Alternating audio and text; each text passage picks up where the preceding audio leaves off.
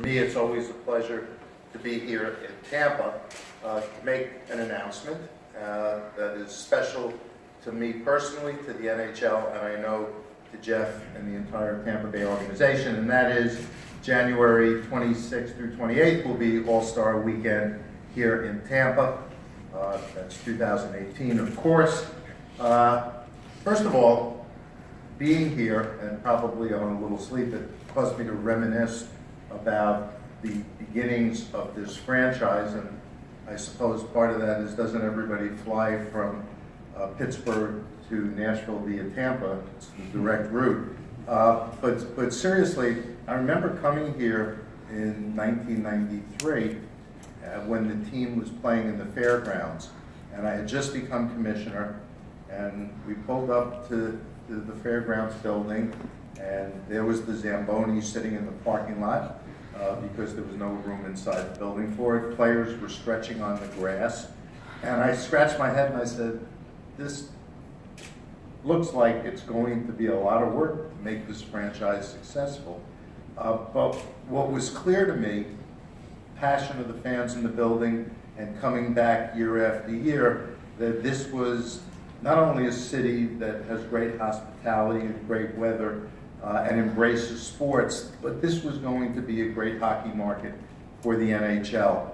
But we went through some lean times, erratic times, unbalanced times, if you will, with respect to ownership, until Jeff appeared in my office one day and Jeff said he dreamed of this or he dreamed of that. I dreamed of an owner for the Tampa Bay Lightning like Jeff Innick, and my dream came through. Because when you look at everything that he's done with this franchise, yes, he said he was committed to building a world-class organization, and he did, first with Todd Lewicki, now Steve Griggs, Steve Yzerman, John Cooper, Dave Andrechuk, who's in the back. You and I had a moment on the ice a few years back as well, and it's good to see you part of what's going on here. This is a first-class organization, both on and off the ice, and that's a testament to Jeff's vision, his commitment, his energy, his willingness, and Kenny's willingness to devote resources, not just to improving this building and investing in the team,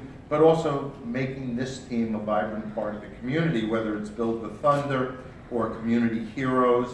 It's not a surprise to me that there are over 100 sellouts. And also, by the way, goes without saying, your commitment to this community with Channelside, which is an incredible undertaking for the city. So what Jeff has shown is what ownership will do when you're willing to commit and go all in with the community, and the community is willing to embrace you as well. And I also think back to the early 90s, and I would come here to where the building was supposed to be, and there wasn't an arena, and the ownership at the time either couldn't afford or didn't have the ability logistically to get it off the ground. And every time I would show up, none of these buildings were here. It's just a vacant lot. And for my benefit, I learned in retrospect, they would rent a bulldozer and they'd have one person just moving dirt around so that I would think that the building was just about ready to break ground. Well, you know, that was a long time ago. Subsequent to that, Dave Andrechuk hoisted the Stanley Cup, a very special moment when Bill Davidson owned the team. In 1999, we came here with an All-Star game, but so much has changed since then. By the way, in 1999, Steve Stamkos was 8 years old, so even that has changed dramatically. This is a long-winded way of saying that when you have great ownership and you have a hockey team that's embraced by the community, wonderful things can happen, and we're delighted to be a part of it. And none of this happens, again, without the ownership and the organization, but you need the mayor, Mayor Buckhorn, thank you, and you need the Tampa Bay Sports Commission, Rob Higgins, thank you, and you need Hillsborough County, Ken Hagan, and we thank you as well, to all coordinate, especially because, for those of you who keep track of the calendar, the weekend of All-Star festivities is also Gasparilla.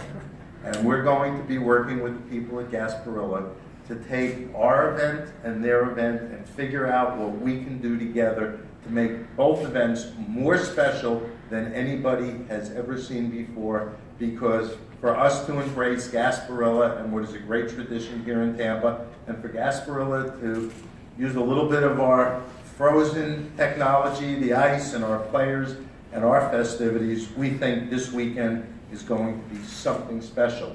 From the NHL standpoint, the person who's going to be responsible for coordinating it is Steve Mayer. Steve, why don't you stand up so everybody can see you? He's our Executive Vice President of Special Events and Content. He's the one who did the All-Star Weekend festivities in Los Angeles to commemorate our 100 greatest players in this, our centennial 100th anniversary year. And he's going to be the one who figures it all out. And when people think back about this weekend, hopefully they'll remember that he's the one who coordinated it all.